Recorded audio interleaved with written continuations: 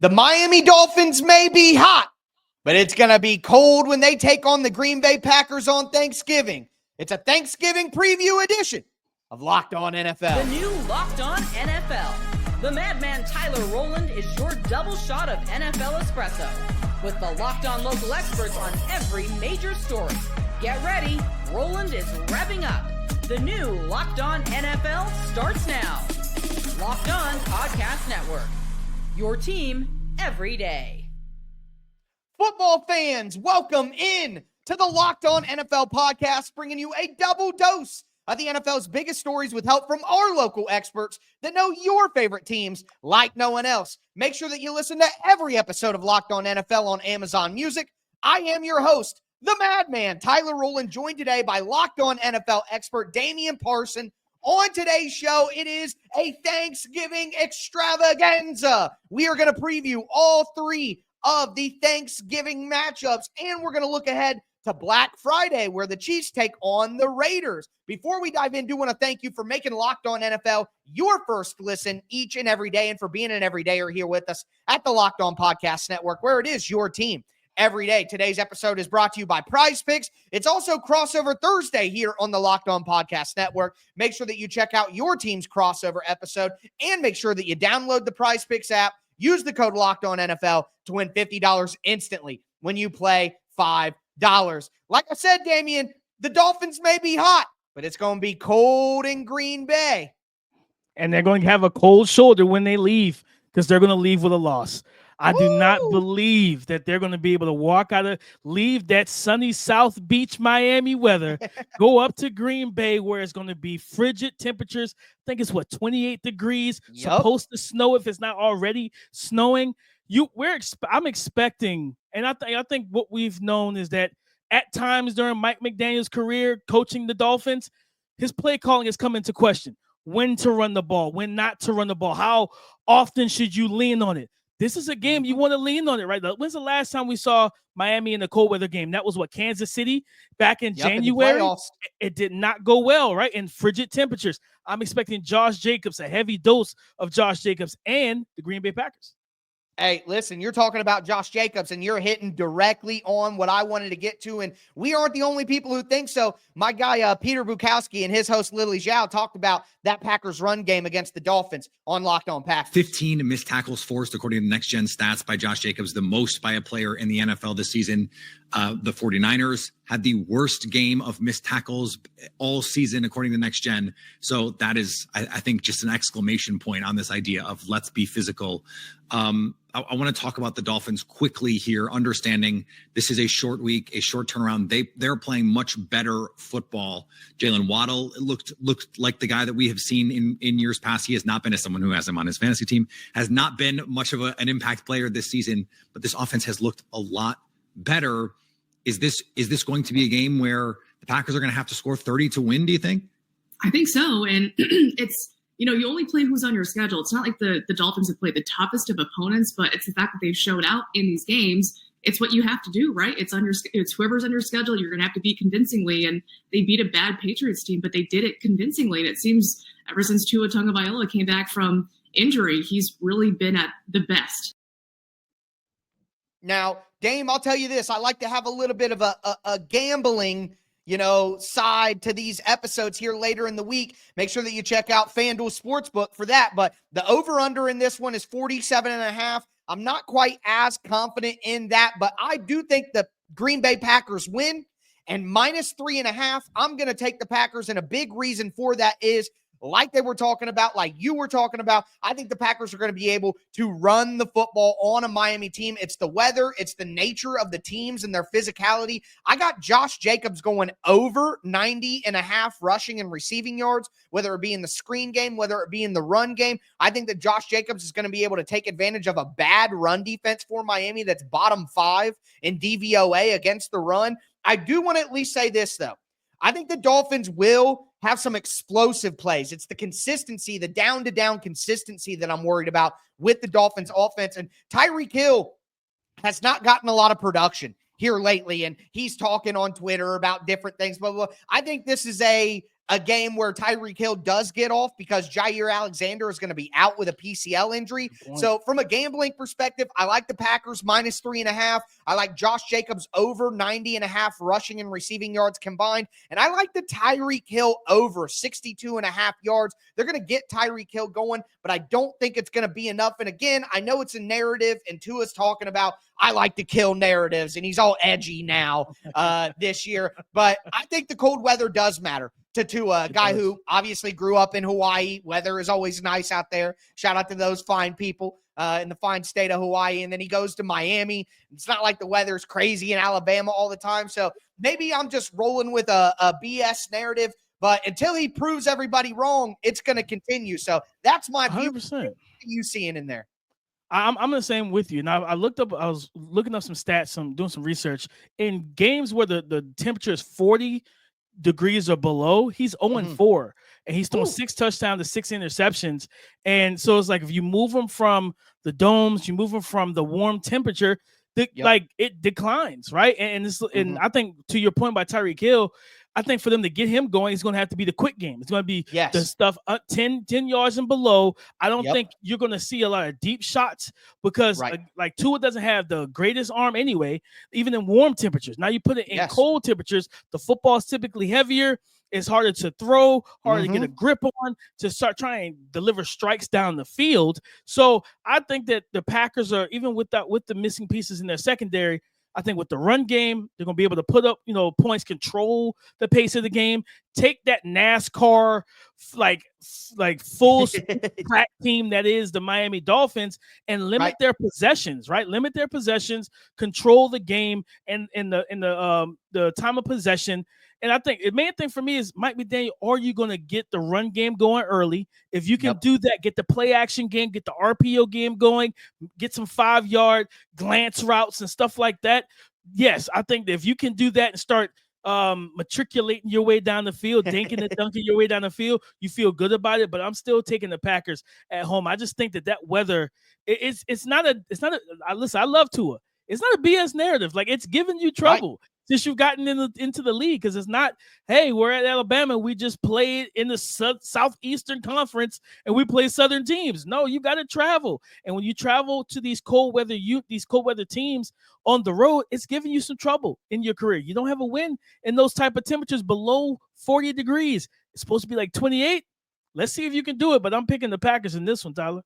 Yeah, he could call it a narrative all he wants, but like you said, he's 0-4. That's a trend, my friend. That's not a narrative. So narratives are not based in facts. And the fact is, he has not won in a cold weather situation so far. So I'm rolling with the Packers. I don't know if I agree with Pete and Lily about scoring 30 points in this one. I think the weather will tamper that down. I'm thinking like 24-20, 24-17 Packers is where I want to go. But the nightcap on Thanksgiving should be one of the best games we'll see all weekend. But a lot of good games to talk about the rest of the way. Black Friday with the Chiefs. We got a big one with the Bears and the Lions, and I got some more prop bets for you guys. And Damian will tell me if I'm crazy or not, which, as the madman, it's only right that we do it that way. It's Locked On NFL, part of the Locked On Podcast Network, your team every day.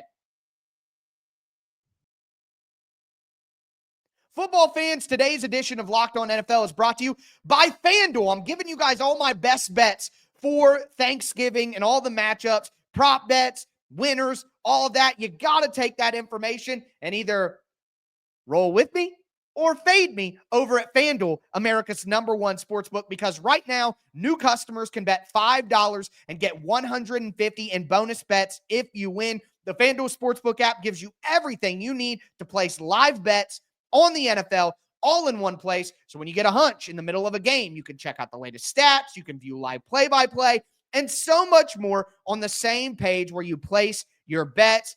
I love all the profit boosts. I love all the no sweat tokens, and they're going to have a lot of that for you guys on Thanksgiving. So visit FanDuel.com to join today. You'll get started with $150 in bonus bets if you win your first $5 bet. That's FanDuel.com. Never waste a hunch. Make every moment more with FanDuel, an official sportsbook partner of the NFL. All right, Dame, we're going to continue today's Thanksgiving extravaganza edition of the Locked On NFL podcast, getting you ready for all of these matchups.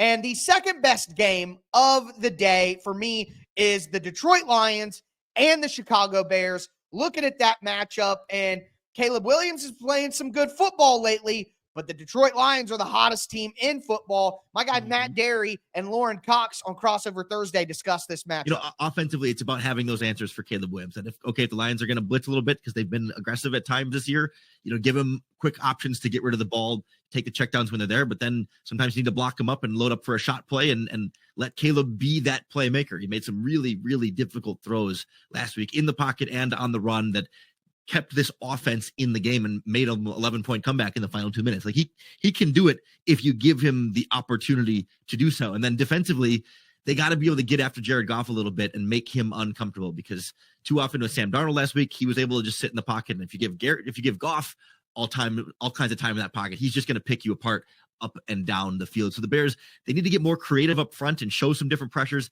It doesn't mean you have to blitz like a Brian Flores or anything, but some simulated pressures, and just make sure that it doesn't just look like four-man rush every single time, where the offensive line knows where everyone's coming from, and it's not a big surprise how the defense is going to get after you there. But if they just sit too kind of plain, soft, boring, vanilla, I don't like my odds against this offense with all those weapons, trying to just beat them, one-on-one with just our 7 guys back in coverage versus your 5 receivers. I don't think that goes well for 4 quarters.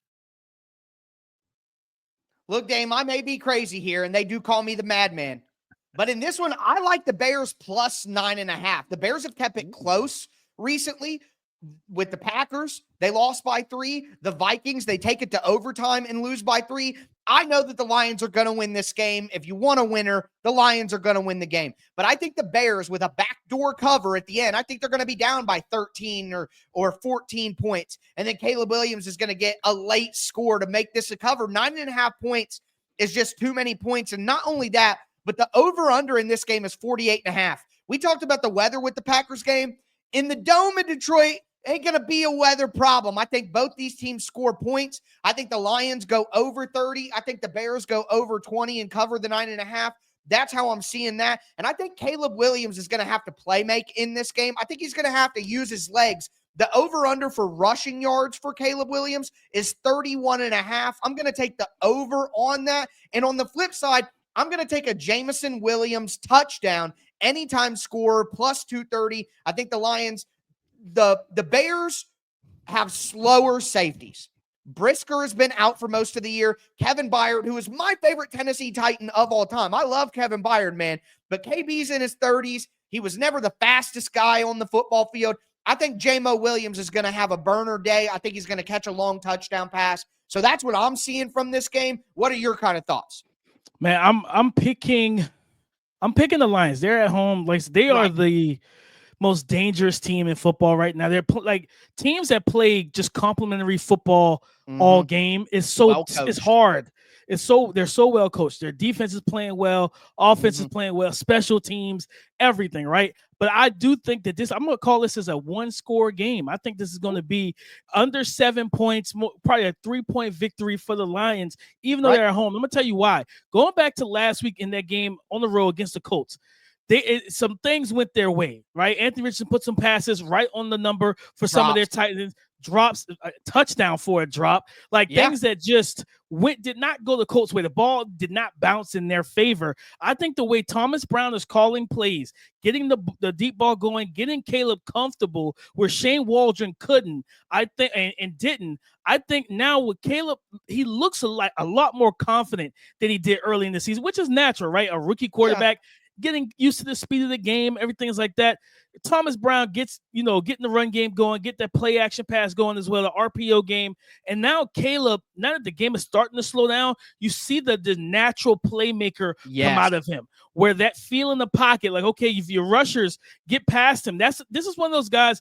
Is he Lamar Jackson? No, but he's still dangerous enough as a runner that you have to be disciplined in your rush lanes. Because if you get out of your rush lane, he's going to get out the back door. And not only can he hurt you with his legs, but as we saw on Sunday against the Vikings, his eyes are downfield, and he's got the arm talent, the ball placement to just lob it over the top 40 yards and get it to whether it's Swift, the running back, any of his receivers. I think that this could be a game because Terrion, I think he was hurt again. Terrion Arnold was hurt Terrion against Arnold. the Colts. We'll see if he plays Sunday. Carlton Davis is hurt too.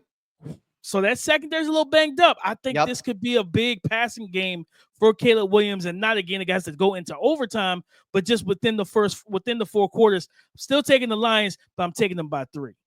100%. And one thing that really goes into me liking the Caleb Williams rushing yards in this one too is the Lions like to play cover 1. They play a ton of cover 1 under Aaron Glenn. They like to play man coverage. And when you play man coverage, Dame, you got your back to the quarterback, you're guarding your man. That allows the quarterback to get out and make some plays in the ground game. Their linebackers are banged up. And I got to say this, the Lions offensive line has not been as solid in pass protection in recent weeks. I know that statistically they look like they're doing a good job, and they are a really good offensive line, but they got some injuries on the left side of the line, and I think the Bears will be able to get a little bit of pressure in there to allow them to kind of stay in this game. You have to get to Jared Goff, Tyler. You have to get to Goff. You cannot let him just sit back there and knit a scarf and just relax back there in the backfield. Like bake a turkey. Bake a turkey on Thanksgiving. On the season, just a quick number. Under pressure, he's completing less than 60% of his passes. He's got 3 of his 9 touchdowns have come under pressure. His yards per attempt drops to 8.1, where it's kind of in that 9. When he's kept clean, it's like 9.5 and everything. Right. And he's been good against the blitz. Don't blitz him. You need to get home with 4. The Dan Campbell and Ben Johnson, they have answers for the blitz, mesh concept, quick ball out to Amon-Ra St. Brown and those receivers. Get to him with 4. Get to him early. Get in his head. Make him feel and hear footsteps, and then allow it to mentally disrupt his game. Because if not, he'll slice and dice you if you give him time.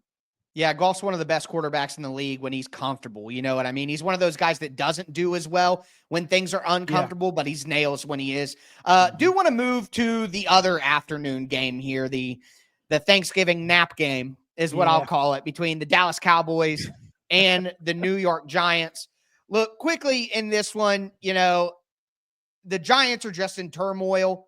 I think that Brian Daboll, if he doesn't win this game on Thanksgiving, with it being a longer week for them to prepare, he could get fired after this game. Even with that being said, I like the Cowboys minus 3.5. I think they have better coaching with Mike McCarthy, although McCarthy takes a lot of heat. I still think he's a solid coach. I think the Cowboys win. I think they cover the minus 3.5. Drew Lock probably going to play in this game with Tommy DeVito being out with a forearm injury. He's not even traveling to Dallas. I think a Drew Lock interception is a good bet in this game, but I also like CeeDee Lamb over 6.5 catches. I think that the Cowboys know where their bread is buttered, and they're going to get Lamb going against a secondary that's vulnerable here. I like the Cowboys 23-16, 20-13, something like that in this game. But overall, what I really like about this game is that I can eat a bunch of Thanksgiving food and then nap during it. 100%. This is the Thanksgiving break, right? This is where you get the break during the day, because no one wants to watch Cooper Rush and Drew Lock throw the football for 4 quarters. It's not something that's ideal. So I'll be taking my nap as well, or probably outside with my kiddo and the family or something, getting away from the TV. But I'm with you. I'm taking the Cowboys. I think, with Malik Neighbors making the comments he made, I think Dexter Lawrence made a comment saying that the team was soft. When you have guys calling out the team, and it's been going on all year, right? I think they called out Deonte Banks without saying his name at one point during the season, saying that, not giving full effort and different things like that.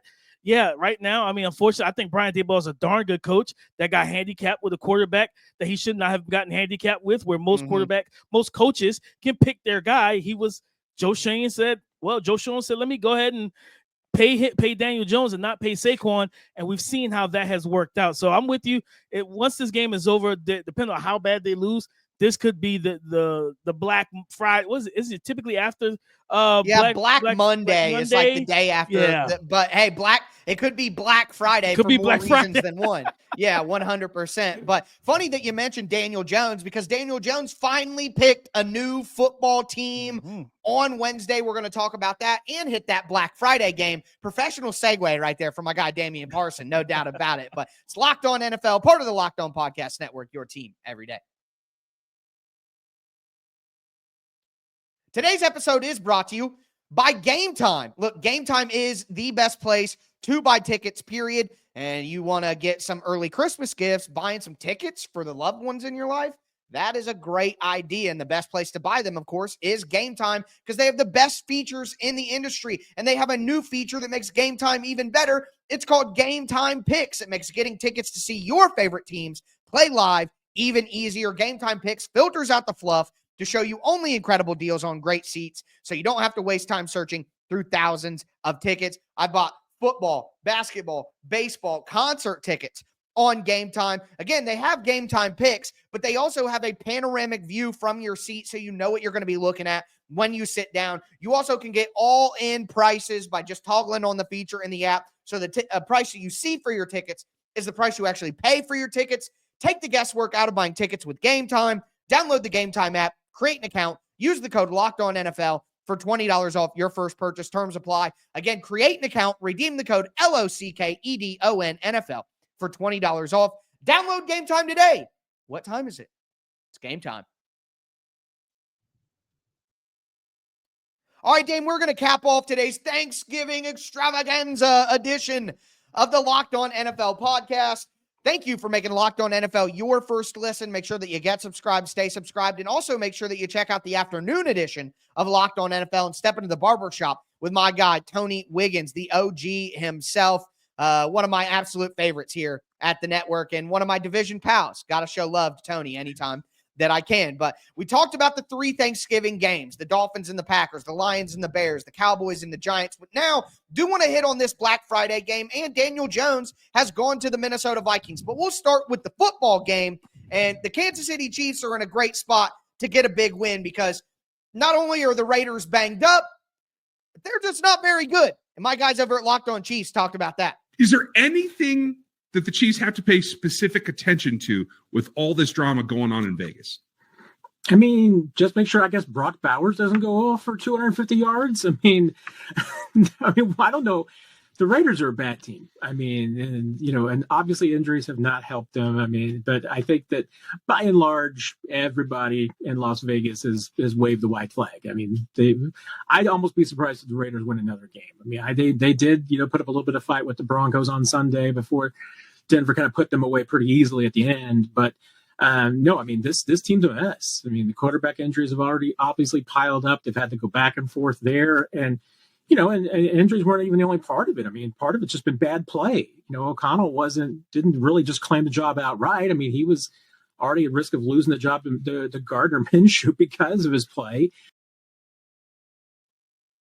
Listen, you go into some people want to blame Antonio Pierce, and I don't think that, Antonio Pierce didn't have a lot of coaching experience. I think that he was obviously going to have his ups and downs as a coach anyway, despite that good finish last year.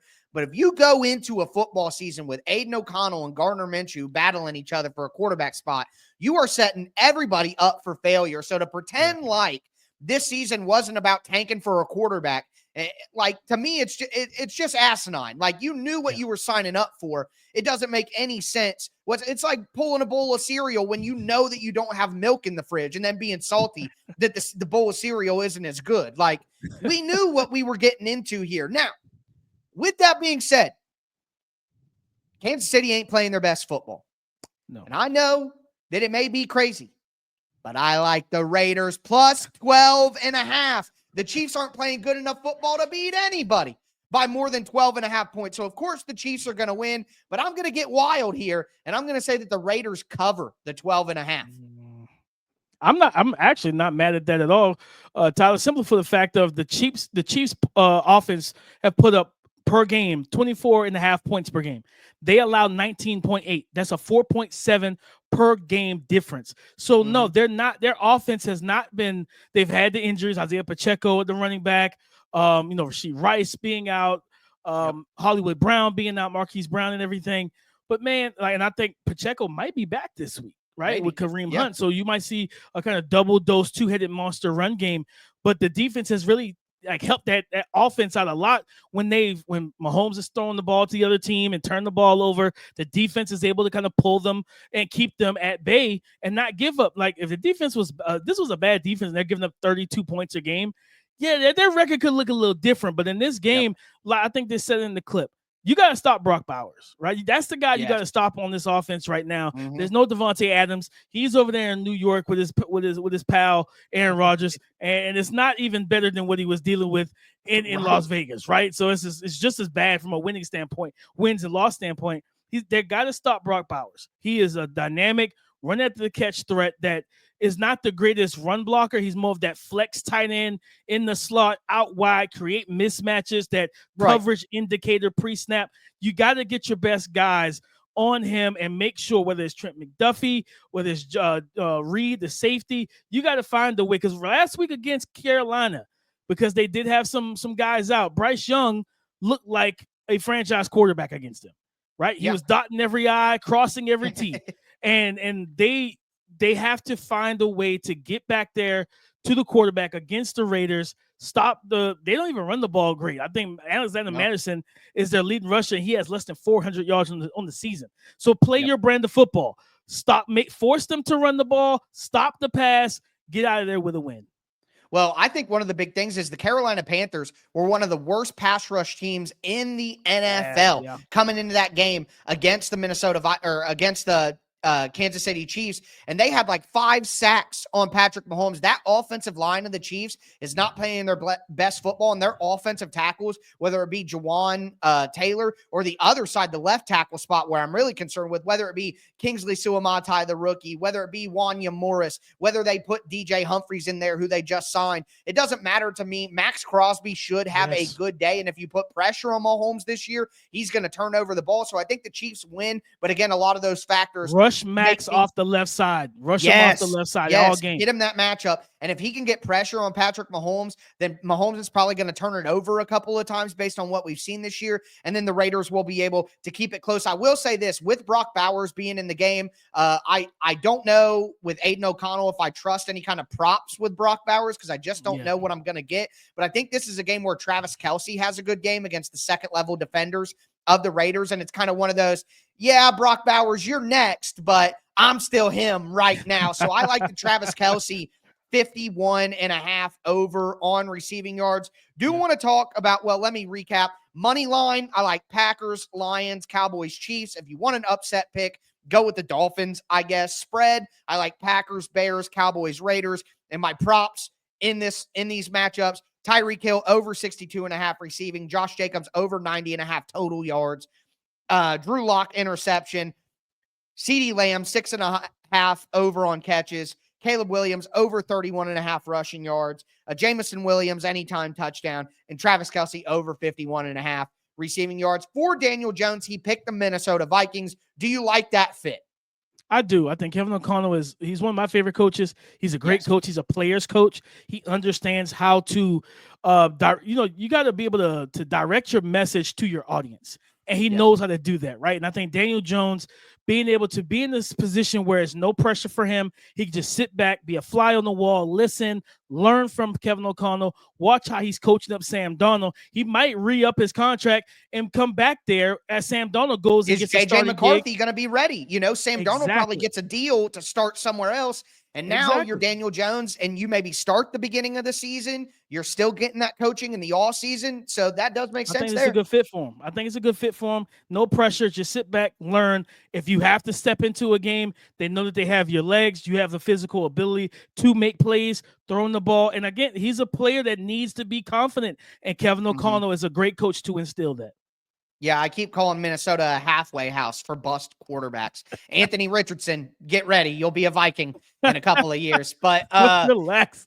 anyways, the petty Titans fan. We're getting later in the episode, and my petty Titans fan starts to come out. But I will say, shout out to my guy Lauren Cox from Locked On Bears. We do the show every Tuesday. He pointed out that Miami would probably be a solid fit for Daniel Jones. To his injury history, short-term and long-term, is in question. You have Tyreek Hill, Jalen Waddle, the speed, Mike McDaniel, creative play caller. And if they had a quarterback with a little bit of mobility, which obviously Tua is not that kind of guy, Mike McDaniel could probably get even more creative in the run game. So I think that would have been a solid fit for him as well. Shout out to Lauren for that idea. But yeah, hard to argue too much with the points that you made about Minnesota. But that is going to do it for this Thanksgiving extravaganza edition of Locked On NFL. Damon, thank you so much for jumping in here. Excellent time having you on. Make sure you check out Damian on the Locked On NFL Draft podcast as well. The draft is right around the corner. I know for a team like my team and a lot of other teams out there, it's draft season, baby. But with that being said, that is going to do it for today's Locked On NFL. Get subscribed, stay subscribed. Check out the afternoon edition of Locked On NFL as well. I tell you guys every single episode, stay safe out there, but I'll also tell you, happy Thanksgiving.